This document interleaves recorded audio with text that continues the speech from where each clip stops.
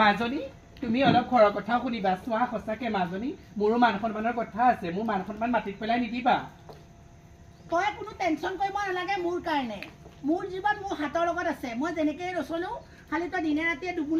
দুমুঠি খাব পাই আছ নহয় তই একো টেনচন ল'ব নালাগে খাবলৈ পোৱাটোৱে মেইন নহয় ছোৱালী সংসাৰত মান সন্মানৰ কথাও আছে কাৰণ আমি এখন গাঁৱত থাকো এখনতো চহৰ নহয় নহয় গাঁৱলীয়া মানুহবিলাকে এটাতে 10টা হ'লে তই জানই দেখোন আকৌ তই মোক ক'ব লাগেনে